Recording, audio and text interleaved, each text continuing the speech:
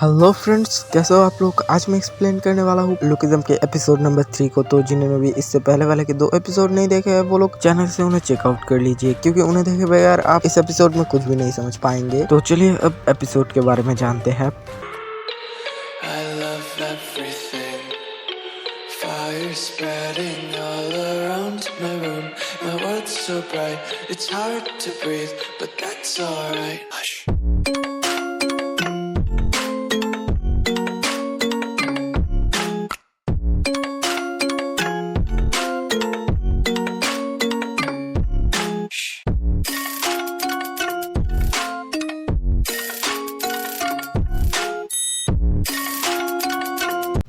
तो एपिसोड की शुरुआत में हम पाक को देखते हैं, जो कि अपनी दुकान में था, लेकिन यहीं पे पाक अपने मोटे बॉडी के साथ था, जिस वजह से हम देखते हैं कि कस्टमर्स पाक की तरफ देख भी नहीं रहे थे और सामान लेके फटाफट वहां से चले जा रहे थे। और ऐसा देख के पाक कहता है कि यहाँ भी मैं ही हूँ और वहाँ भी मैं ही हूँ, लेकिन दोनों जगह मेरे जो आसपास के लोग हैं उनका बिहेवियर 2 तरह का बन जाता है, जहाँ पर मैं एक तरफ तो एक हीरो हूँ और एक तरफ एक लूजर। और तभी दुकान में एक लड़का आता है, लेकिन यहाँ पे हम देखते हैं कि उस लड़के की चेहरे में बहुत मायूसी थी और वो यहाँ पे लग रहा था कि किसी चीज से बहुत ज्यादा डरा हुआ है। और ऐसा देख के पाक समझ जाता है कि वो क्या करना चाहता है, लेकिन उसके कुछ कहने से पहले ही वो लड़का यहाँ पे सिगरेट का पैकेट लेके बिना पैसे दिए वहां से भाग जाता है। और पाक यहाँ पे अच्छी तरह से जानता था कि अगर उसके स्टोर के मालिक को पता चला कि आज चोरी हुई है तो पाक की नौकरी तो गई समझो। और इसीलिए पाक उस लड़के के पीछे भागता है और भागते भागते वो दोनों यहाँ पे एक गली में आ जाते हैं। लेकिन तभी पाक यहाँ पे देखता है कि इसे तो कुछ बच्चे बुली कर रहे थे और उन्होंने ही इसे सिगरेट का पैकेट लाने के लिए बोला था, और ये और कोई नहीं, ये कल वाले ही लड़के थे, मतलब जिंगसोंग के दोस्त। और वो लोग यहाँ पे पाक को देख के कहता है कि अच्छा तो फिर तू भी यहाँ पे आया है, तो फिर चल आज तेरे साथ कुछ मजेदार किया जाए। और ये बोलकर यहाँ पे ये लोग पाक और उस लड़के को एक दूसरे से फाइट करने के लिए बोलते हैं। यहाँ पे उस लड़के के पास भी कोई रास्ता नहीं होता, जिस वजह से वो यहाँ पे पाक को मारने लगता है। लेकिन ये उतना भी हार्टफुल नहीं था और देखने में मतलब बच्चों की लड़ाई लग रही थी, और इस चीज को वो लोग रिकॉर्ड कर रहे थे और वो लोग इससे बहुत ज्यादा खुश भी हो रहे थे। लेकिन तभी वहाँ पे एंट्री होती है वास्को भाई की, और वास्को भाई आके इनसे कहते हैं कि ओए मैंने सुना कि तू यहाँ पे गुंडा बना फिर रहा है। जो देखकर यहाँ पे वो लोग कहते हैं कि नहीं वास्को भाई आप गलत समझ रहे हो। और ऐसा सुनने के साथ ही वास्को भाई यहाँ पे उस लड़के को गले से पकड़ लेते हैं और वो यहाँ पे उस लड़के को वार्निंग देके वहां से भगा देते हैं। और यहीं पे इस चीज को देख के ये दोनों ही वास्को भाई से इम्प्रेस हो जाते हैं। लेकिन तभी वास्को भाई उस नए लड़के से कहते हैं कि तुम भी मेरे स्कूल में ही हो, है ना। जो देख के यहाँ पे वो लड़का कहता है कि हाँ मैं भी आप ही के स्कूल में हूँ और मैं फैशन डिजाइनिंग क्लास में हूँ। और ऐसा सुन के पाक यहाँ पे कहता है कि अच्छा तुम मेरे क्लास में हो। लेकिन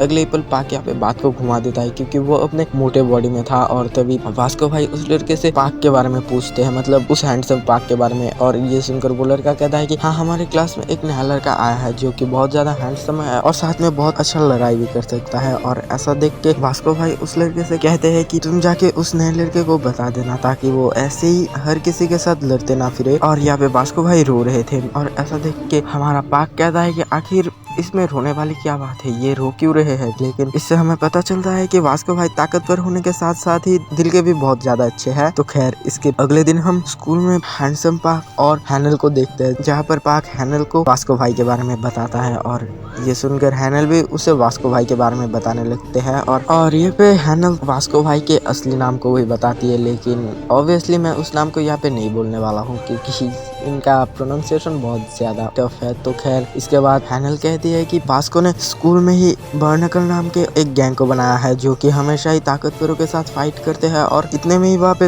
वो लड़के आ जाते हैं जो कल पाक और उस लड़के को बुली कर रहे थे। और ये लोग कहते हैं कि वास्को उस शख्सियत का नाम है जो कमजोरों के लिए मसीहा है और ताकतवरों के लिए यमदूत। और वास्को हमेशा ही ताकतवरों के साथ ही लड़ता है और कमजोरों की हिफाजत करता है। लेकिन इतने में ही वहाँ पर वास्को भाई अपने पूरे बर्नकल गैंग के साथ पहुंच जाते हैं। और ऐसा देख के पाक भी वास्को भाई के नाम से उन्हें पुकारता है। लेकिन अगले पल पाक को याद आता है कि वो तो अपने मोटे बॉडी के साथ कल वास्को भाई से मिला था, और इसलिए पाक समझ नहीं पा रहा था कि क्या हो रहा है। और वास्को भाई ने भी पाक की आवाज को सुन ली थी और वो यहाँ पे अपने पूरे गैंग के साथ पाक की तरफ आ रहे थे। और ऐसा देख के वो सारे लड़के भी वहां से हट जाते हैं। और ऐसा देख के पाक यहाँ पे कहने लगता है कि आज तो मैं गया। लेकिन इतने में ही वहाँ पे वास्को भाई पाक के सामने पहुंच जाते हैं। और वास्को भाई को देख के पाक यहाँ पे वास्को भाई से कहते हैं कि वास्को भाई मैं कल, और इतना बोलते ही वास्को भाई कहते कहते हैं कि अच्छा तो फिर तू ही है वो नया लड़का, तो दिखने में भी अच्छा है और बॉक्सिंग भी आती है, तो इसका मतलब ये नहीं है कि तू सबके ऊपर रॉक झाड़ेगा। और ये बोल के वास्को भाई यहाँ पे पाक के कंधे को पकड़ लेते हैं और उसे यहाँ पे नीचे बैठा देते हैं। असल में दोस्तों यहाँ पे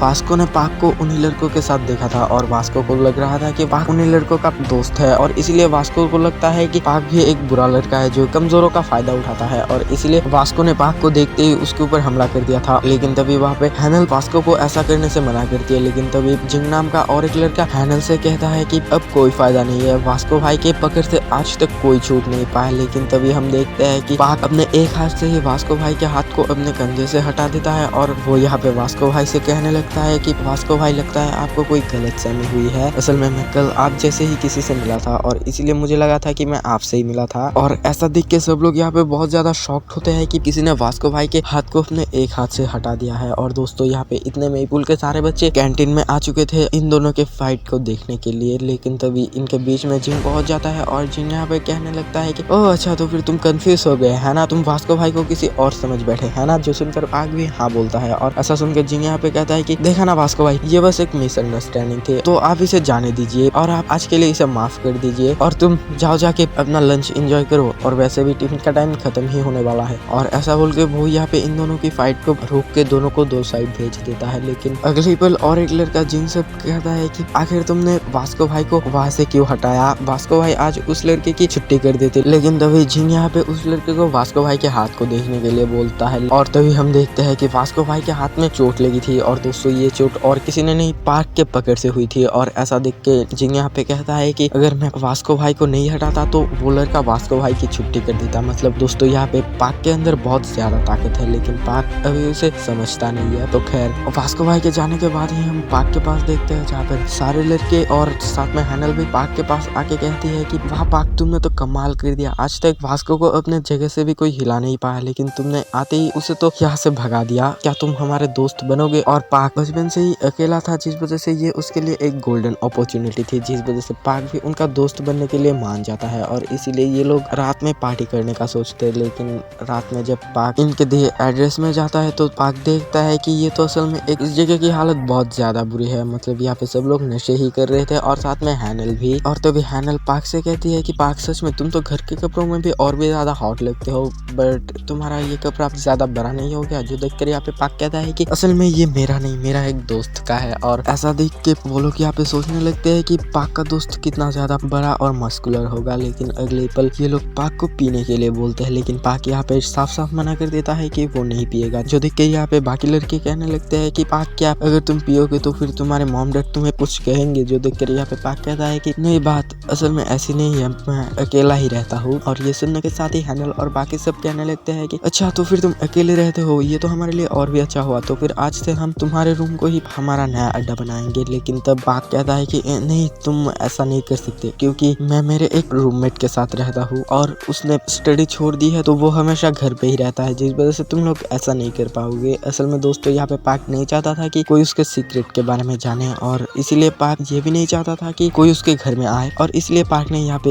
ऐसा बोला था। और वैसे पाक यहाँ पे अपने मोटे बॉडी के बारे में ही बोल रहा था इनसे, लेकिन तभी वहाँ पे जिंगसोंग आ जाता है और जिंगसोंग पाक को देख के बहुत ज्यादा गुस्से में चला आता है। लेकिन तभी ये लोग यहाँ पे जिंगसोंग को और पाक को एक दूसरे के साथ दोस्ती करने के लिए बोलते हैं, लेकिन पाक यहाँ पे जिंगसोंग के गुस्से को और भी ज्यादा बढ़ा देता है मीजेन की बात बोल के। और पाक यहाँ पे पूछता है कि क्या मीजेन नहीं आती है, जो सुनकर यहाँ पे बाकी सारे लड़के कहते हैं कि नहीं मीजेन ऐसी जगह में आना पसंद नहीं करती, और वैसे भी वो हैनल की तरफ बिल्कुल नहीं है, जो सुनकर यहाँ पे हैनल भी गुस्से में चले आते हैं। लेकिन अगले पल पाक यहाँ पे जिंगसोंग से पूछता है कि क्या तुम दोनों डेट कर रहे हो, और ये सुनकर ये सब लोग बहुत ज्यादा डर जाते हैं क्योंकि इन्हें लग रहा था कि जिंगसोंग और पाक के बीच में दोबारा लड़ाई होगी। लेकिन अगले पल पाक कहता है कि असल में तुम दोनों साथ में एक बहुत अच्छे कपल लगते हो और इसीलिए मैंने ये बोला था। इतने में ही जिंगसोंग ने बहुत ज्यादा पी ली थी और वो यहाँ पे ड्रंक होके पाक के करीब जाके बोलता है कि वाह भाई तूने मेरे दिल की बात बोली है, चल अब भाई भाई मिलके दो पैक मारते हैं। और ऐसा देख के सब लोग यहाँ पे कहने लगता है इसे चढ़ गई है। और इसके बाद ये सब लोग यहाँ पे पाक और वास्को भाई के बारे में भी बोलते हैं, और असल में ये लोग यहाँ पे पाक के उस मोटे बॉडी के बारे में बोल रहे थे। और ये सुनकर पाक भी बहुत ज्यादा गुस्से में आ जाता है और गुस्से में वो ड्रिंक कर लेता है, और अगले ही पल वो जाके उनका फोन तोड़ देता है जिस फोन में उन लोगों ने पाक का वीडियो रिकॉर्ड किया था। और ये देख के ये सब लोग बहुत ज्यादा डर जाते हैं, और इतने में ही जिंगसोंग भी नशे में उटपटांग हरकतें कर रहा था। लेकिन तभी पाक बेहोश हो जाता है और और यहाँ पे बेहोश होने की वजह से पाक की दूसरी बॉडी जाग जाती है। तो ऐसा देख के वो मोटा बॉडी फिर से सोने की कोशिश करता है और जब वो सोता है तो वो यहाँ पे अपने एक बहुत खतरनाक सपने में चला जाता है। असल में यहाँ पे वो बॉडी मतलब वो नया बॉडी ड्रंक था, जिस वजह से ये पाक अगर सो भी जाए तो भी वो उस बॉडी में नहीं जा पा रहा था। और ऐसा देख के पाक को लगता है कि वो बॉडी शायद गायब हो गई है और अगर ऐसा हुआ तो बहुत बड़ी प्रॉब्लम हो सकती है, जिस वजह से पाक यहाँ पे दौड़ के जाता है और वो उनके अड्डे में पहुंच जाता है। और पाक को देख के ये सब लोग यहाँ पे कहने लगते हैं कि अरे तू यहाँ पे क्या कर रहा है। जो सुनकर यहाँ पे पाक कहता है कि असल में मैं मेरे दोस्त को लेने के लिए आया हूँ। जो सुनकर ये लोग यहाँ पे कहते हैं कि ओ अच्छा, तो फिर तू ही है इसका दोस्त, और ये जो इतनी वक्त से बता रहा था वो तेरे बारे में बोल रहा था। जो सुनकर यहाँ पे पाक कहता है कि नहीं, बिल्कुल नहीं, मैं इसका दोस्त हूँ, लेकिन ये जिसके बारे में बोल रहा था वो शायद इसका रूममेट होगा और मुझे उसी ने यहाँ पे भेजा है। और उसके रूममेट के बारे में सुन ये लोग फिर से डर जाते हैं और सोचने लगते हैं कि शायद पाक का रूममेट बहुत ज्यादा डेंजरस होगा। और इसके बाद ये सब लोग उस जगह से बाहर आ जाते हैं और हमारा मोटा पाक उसके हैंडसम बॉडी को लेके घर आने लगता है। लेकिन बाहर आके ये लोग एक पंचिंग मशीन को देखते हैं और इस मशीन को देख के जिनसंग यहाँ पे पाक को पंच मारना सिखाता है। लेकिन पाक ये देख के कहता है कि आखिर तुम मुझे ऐसा क्यों सिखा रहे हो। लेकिन जिनसंग तो यहाँ पे नशे में था, जिस वजह से वो यहाँ पे कुछ नहीं कहता। और इसके बाद जिनसंग उस पंचिंग मशीन में बहुत जोर से एक पंच मारता है, जिस वजह से हम देखते हैं कि यहाँ पे एक नया रिकॉर्ड सेट हो जाता है। और इसके बाद ये लोग यहाँ से चले जाते हैं और इनके यहाँ से जाने के बाद पाक भी उस पंचिंग मशीन में ठीक उसी तरह एक पंच मारता है जिस तरह उसे जिनसंग ने सिखाया था। लेकिन यहाँ पे वो उस पंचिंग बैग को टच भी नहीं कर पाता। और ऐसा देख के पाक अपने अगल बगल में देखता है और कहता है कि शुक्र है किसी ने देखा नहीं, यहाँ से भाग जाना ही अच्छा होगा। और ये सोच के पाक यहाँ से चला जाता है। लेकिन तभी हम वहाँ पे भास्को भाई को देखते हैं जो कि दूर से ये सब चीजें देख रहे थे। और भास्को भाई जब उस पंचिंग मशीन के करीब आते हैं तो वो देखते हैं कि पाक ने जिस पंचिंग बैग में पंच किया था उस पंचिंग बैग में पाक के पंच का सिर्फ कुछ ही हिस्सा हिट किया था। और इसकी वजह से हम देखते हैं कि वो पंचिंग बैग वहाँ पे फट चुका है। और ऐसा देख के वास्को भाई भी समझ जाते हैं कि इस मोटे लड़के के अंदर भी काफी ज्यादा ताकत है। और इसके बाद वास्को भाई भी वहाँ पे अपना ताकत आजमाते हैं और वो यहाँ पे बहुत जोर से एक पंच मारते हैं, जिस वजह से हम देखते हैं कि वो यहाँ पे जिनसंग के रिकॉर्ड को तोड़ देते हैं। तो खैर इसके अगले दिन हम पाक के उसी हैंडसम बॉडी को देखते हैं जो कि स्कूल में आया था। और वो यहाँ पे उसी कमजोर दुबले पतले लड़के के साथ दोस्ती भी करता है, जिस पर सब लोग बुली क्या करते थे। लेकिन वो लड़का समझ नहीं पाता कि पाक के जैसा एक हैंडसम लड़का आखिरकार उसके साथ दोस्ती क्यों कर रहा है। तो खैर एपिसोड के लास्ट सीन में हम पाक की मॉम को देखते हैं जो यहाँ पे पाक के घर में आई थी। और वो यहाँ पे पाक को सोया हुआ देख के कहती है कि आखिर ये इतनी देर तक सो क्यों रहा है और क्या ये स्कूल नहीं गया। और इसी के साथ एपिसोड 3 यही पे खत्म होता है। तो मैं मिलूंगा आपसे एपिसोड 4 के साथ, तब तक के लिए बाय।